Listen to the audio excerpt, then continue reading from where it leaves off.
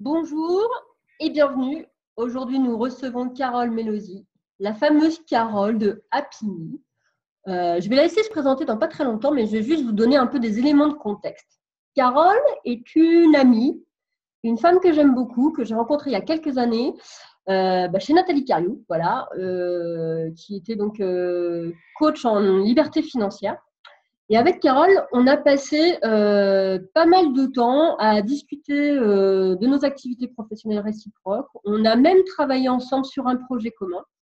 Et c'était formidable. Et depuis que je co-organise les Leaders du Web avec Charlotte, là, qui ont lieu le 21 juin prochain, j'ai eu très à cœur d'interviewer Carole, puisque en l'espace de quelques mois, en tout cas c'est plus visible sur les derniers mois, elle a fait comme un saut quantique dans l'univers de sa vie.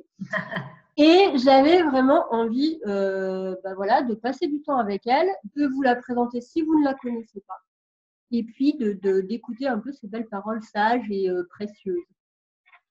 Donc, bienvenue Carole, bienvenue parmi nous. Merci Angélique.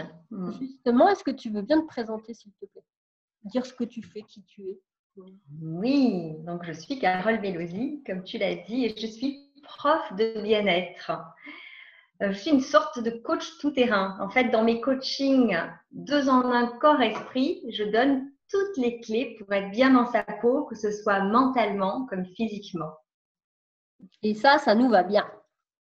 Voilà. Et dernièrement, me semble-t-il que tu as transporté un certain nombre de femmes dans un univers de bien-être assez absolu. Est-ce que tu peux bien partager quelques mots sur cette expérience? Avec grande joie, oui, je rentre juste de la première escale apicurienne, comme je l'ai appelée. Donc, le concept des escales apicuriennes, c'est mon dernier bébé. C'est vraiment un nouveau-né. La première édition donc, a eu lieu la semaine dernière, le week-end dernier. J'ai donné rendez-vous à 8 femmes à Aix-en-Provence pour leur proposer de se faire du bien et pour leur dévoiler justement toutes ces clés du bien-être physique et mental. Donc, c'était réparti sur 4 jours. On faisait du ballerina yoga. Je vais revenir là-dessus le matin, une fusion danse classique yoga. Et ensuite, on enchaînait avec ce que j'ai appelé des cours d'apicurisme où on apprend à se faire du bien, que ce soit au niveau du corps comme au niveau de l'esprit. Voilà, elles sont reparties reboostées, rayonnantes. On a fait un flash mob à la fin. Il y a une petite vidéo sur mon Facebook si vous avez envie d'en voir les moments forts. C'était juste génial. Et donc, il va y avoir 2 nouvelles escales apicuriennes à Aix-en-Provence cet été. Et puis d'autres qui vont se dérouler à Marseille. Bon, je suis du Sud, donc forcément, le Sud va être bien représenté, mon Sud natal. Il va y en avoir aussi une à Ibiza, à Santorin, à Mykonos, en Corse, en Sardaigne et en Sicile. Donc, vous allez pouvoir et vous faire du bien et découvrir de merveilleux endroits parce que je ne les organise que dans les endroits d'exception. Donc, comme je disais pour les tout à l'heure, d'accord. Comme je disais tout à l'heure, en fait, ces derniers mois, il y a vraiment eu un glissement pour toi. Est-ce que tu peux nous en parler un peu plus, s'il te plaît? Oui, en fait, j'ai vraiment l'impression aujourd'hui de faire la synthèse de mon parcours. J'ai commencé par un cursus sport-études très, très toute petite, puisque j'avais 9 ans quand j'ai intégré l'Opéra de Marseille, qui était alors dirigé par Roland Petit. Donc, j'ai fait un cursus sport-études qui a duré de l'âge de 9 ans à l'âge de 17 ans en danse classique. Et donc, finalement, très tôt, j'ai appris à prendre conscience de mon corps pour sa performance, mais aussi pour sa récupération, comment en prendre soin, comment vraiment l'écouter, et travailler bien sûr sur les différents aspects du corps, la nutrition, puisque quand on sort de l'opéra, on a quand même une équivalence d'un BTS diététique. Donc déjà, j'avais appris beaucoup de choses sur comment bien le nourrir, comment y faire attention. Donc finalement, à 20 ans, j'avais déjà tout un savoir sur le corps qui est normalement absent de la scolarité, puisqu'à l'école, on apprend très peu de choses sur le fonctionnement du corps. Et c'est vrai qu'un sport-études, ça vous fait gagner 10 ans.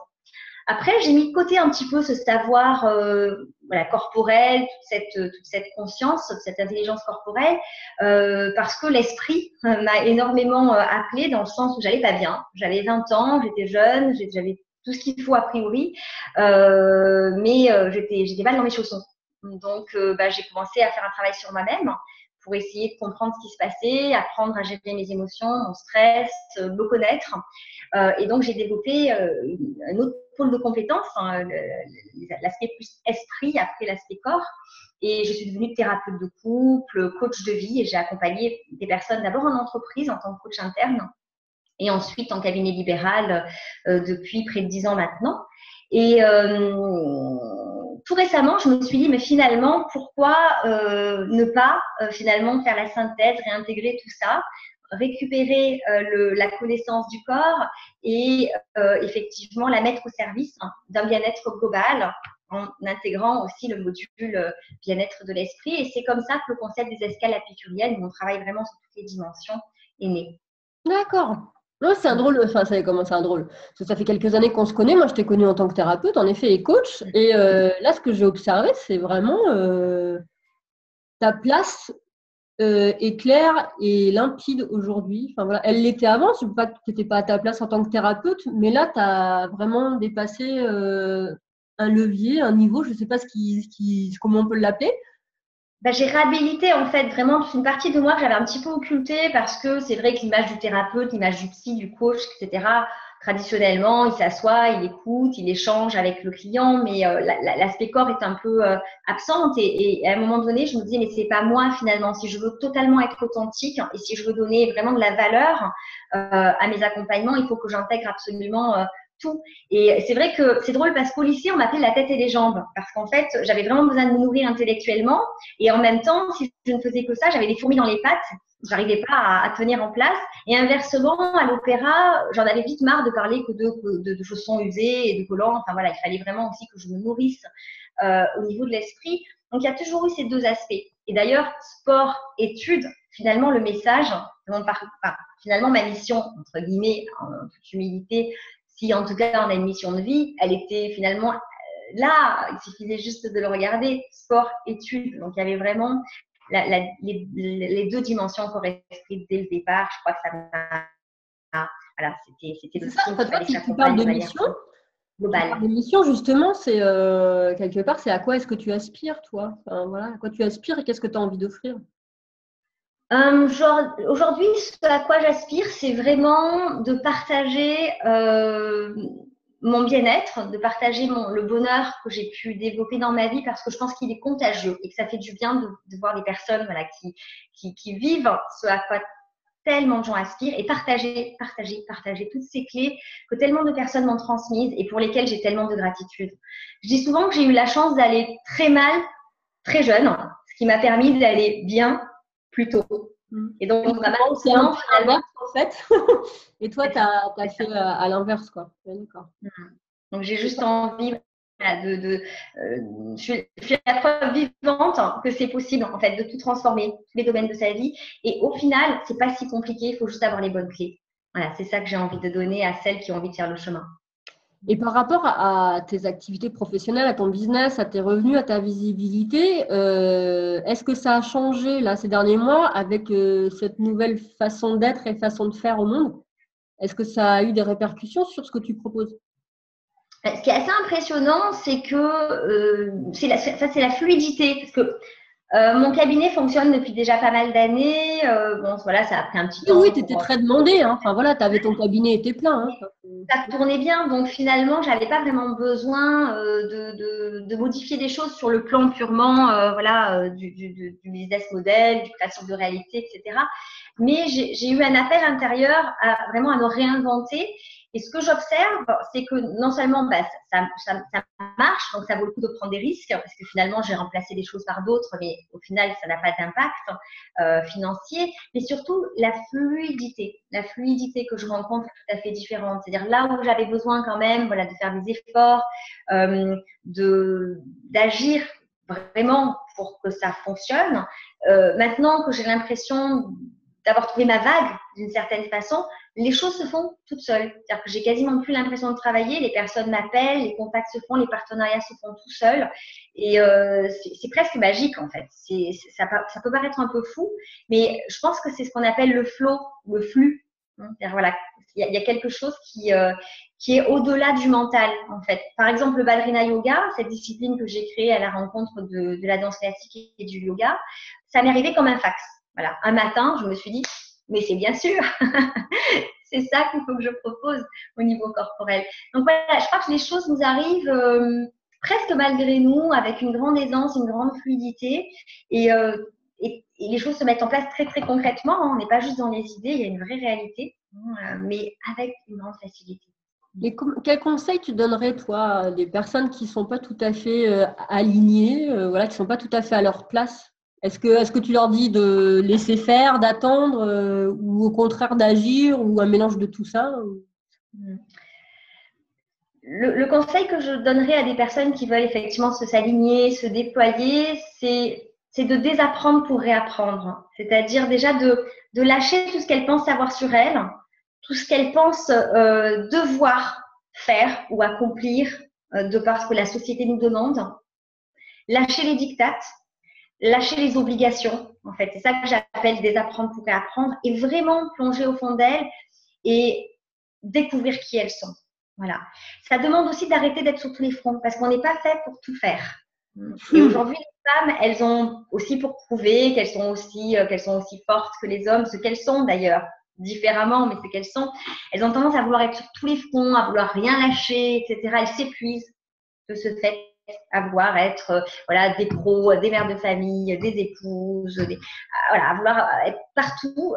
Elles finissent parfois par faire tout à moitié ou pas avec le cœur, et souvent ça les rend tristes. Donc voilà, lâcher ça, lâcher les dictats, cesser de vouloir être sur tous les fronts, se recentrer sur leurs préférences, les découvrir et ensuite miser là-dessus. Parce que quand on est en train d'agir à partir de nos préférences, de comportement, de personnalité, c'est facile et le rayonnement, c'est juste le cadeau qui en découle. D'accord. Et est-ce que tu as une façon, toi, de faire pour lâcher les choses, pour déprogrammer, déconstruire? Alors, en termes d'outils, tu veux dire? Oui, tout à fait. C'est vrai que moi, je travaille beaucoup pour ce qui est d'identifier les préférences des personnes. Je travaille beaucoup avec un outil qui s'appelle le MBTI, Myers-Briggs Type Indicator, qui est un indicateur de type de personnalité extrêmement puissant, basé sur les travaux de Carl Gustav Jung, qui est un contemporain de Freud. Et c'est un outil extrêmement pragmatique. C'est comme un livre ouvert sur vous. Moi, je me rappelle la révélation que ça a été quand j'ai découvert mon profil de personnalité. Déjà, on lâche la culpabilité d'être comme ci ou comme ça parce qu'on voit qu'on existe en fait. On est une famille de personnalités. Moi, je me souviens, je me disais, mais j'existe, donc j'ai raison d'être comme ça. Voilà, on a le droit d'être comme ça, c'est un type de tempérament.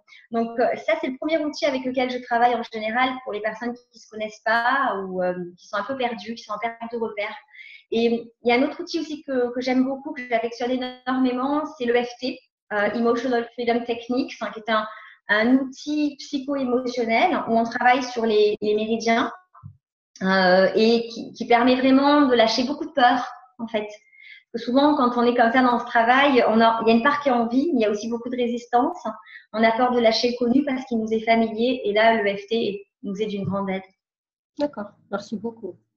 Tu es venue aux Leaders du Web, je ne sais plus si c'est l'année dernière. Si, c'est l'année dernière?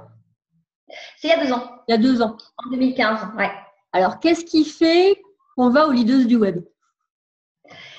Écoute, moi, ce qui me plaît bien en tout cas, et ce qui m'a motivé à y participer, c'est déjà pour le réseau, en fait, pour ne pas s'isoler, pour éviter d'être dans son coin. On est beaucoup plus créatif à plusieurs. Donc, je trouve que c'est beaucoup plus sympa de pouvoir s'entourer de personnes qui sont un petit peu dans la même démarche et de s'inspirer les unes des autres. Et après, ça fait naître aussi, j'ai l'impression, pas mal de partenariats. Moi, j'ai connu des gens vraiment très intéressants et voilà, on a pu faire des choses ensemble ou tout simplement, comme je disais, s'inspirer mutuellement. D'accord. Est-ce que tu le recommandes là pour cette année? Ça a lieu le 21 juin prochain.